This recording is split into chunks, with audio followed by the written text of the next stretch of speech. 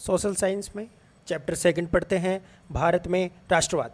भारत में राष्ट्रवाद का जो उदय है वो यूरोप में आधुनिक राष्ट्रवाद के साथ ही राष्ट्र राज्यों का जो उदय हुआ और वहाँ पर जो क्रांतियाँ हुई, फ्रांस की क्रांति हुई 1789 में, इंग्लैंड में क्रांति हुई, उन सब में क्रांति होने के बाद में भारत के लोगों में भी चेतना जागृत हुई और उन्होंने उस समय अंग्रेज़ों के खिलाफ जो आंदोलन किए और जो अंग्रेज़ों के खिलाफ उन्होंने आंदोलन किए, उन आंदोलनों के फलस्वरूप यानी उन आंदोलनों के साथ ही राष्ट्रवाद की जो घटना है वो जुड़ी हुई, राष्ट्र के प्रति जो प्रेम है, लगाव है, उसकी भावना भारतीयों में जागृत हुई और धीरे धीरे बहुत सारे ऐसे प्रतीक चिन्ह बनाए गए, ऐसे प्रतीक चिन्ह सामने आए। उन प्रतीक चिन्हों के माध्यम से भारतीयों में राष्ट्रवाद की भावनाएं जागृत हुई, जैसे नेशनल फ्लैग, राष्ट्रगान, राष्ट्रगीत, ये सारी चीज़ें राष्ट्रवाद के उदय में सहायक थी। और दूसरी चीज़ अगर हम बात करते हैं उस समय अंग्रेज़ों की, तो अंग्रेज़ उस समय प्रथम विश्व युद्ध में, अंग्रेज़ जो है जो देश है उनका ब्रिटेन, वो प्रथम विश्व युद्ध में उलझा हुआ था।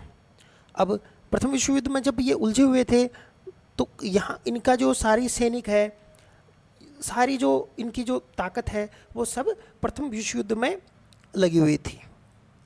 इसका मतलब ये हुआ कि जब प्रथम विश्व युद्ध समाप्त हुआ 1918 में, तो 1918 के बाद में यानी 1919 के बाद के सालों में हम देखते हैं कि बहुत सारे इलाकों में राष्ट्रीय आंदोलन काफ़ी फैल गया, क्योंकि चीज़ें बहुत सारी बदल गई थी विश्व युद्ध में। यहाँ टैक्स जो थे वो काफ़ी बढ़ा दिए गए, नए नए सीमा शुल्क बढ़ा दिए गए और कीमतें उस समय दोगुनी हो गई थी और कीमतें दोगुनी होने की वजह से आम लोगों की मुश्किलें बढ़ गई। इसके साथ ही जबरन जो भारत से भी सैनिक वहाँ जबरन भेजे गए, जबरन भर्ती की गई, तो लोग जो है इससे काफ़ी परेशान थे, नाराज़ थे अंग्रेज़ों से और उन्होंने सबने मिलकर अंग्रेज़ों के खिलाफ एक आंदोलन उस समय जो शुरू हुआ, खिलाफत आंदोलन और असहयोग आंदोलन, हम आगे अभी नेक्स्ट पढ़ेंगे। ये आंदोलन की शुरुआत यहाँ से हो जाती है। चीज़ें बहुत सारी बदल गई और अब आता है एक सत्याग्रह का विचार। सत्याग्रह जो है वो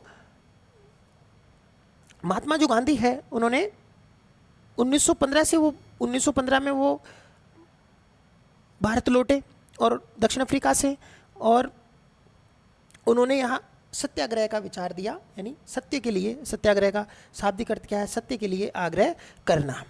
आग्रह किससे कर रहे हैं हम?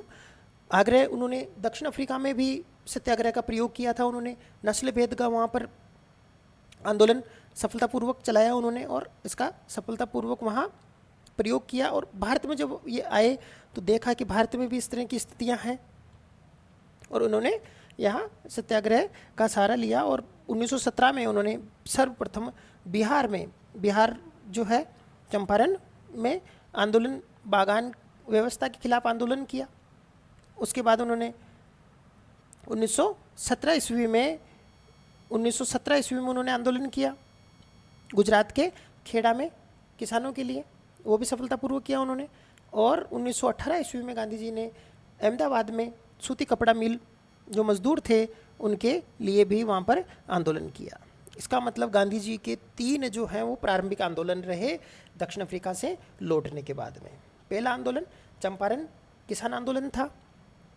दूसरा आंदोलन उन्होंने जो खेड़ा में, गुजरात का खेड़ा जगह है वहाँ पर, खेड़ा में किसानों के लिए आंदोलन किया, वो आंदोलन था। और तीसरा आंदोलन गुजरात में अहमदाबाद सूती कपड़ा मिल मजदूर आंदोलन।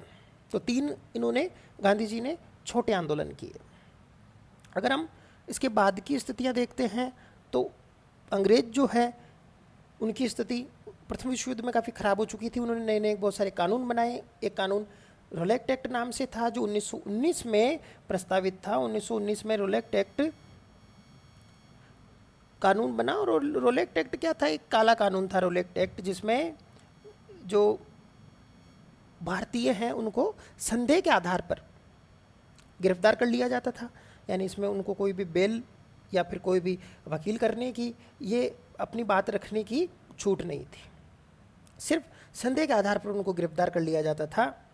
गांधी जी ने इस आंदोलन का विरोध किया और इसे काले कानून के नाम से उन्होंने संबोधन किया है इसको। काले रैनी रोलेक्ट एक्ट जो है वो काले कानून के नाम से जाना जाता है।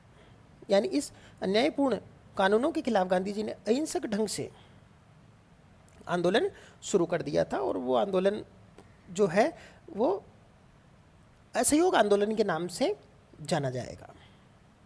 तो इस तरह से हमने ये पढ़ा।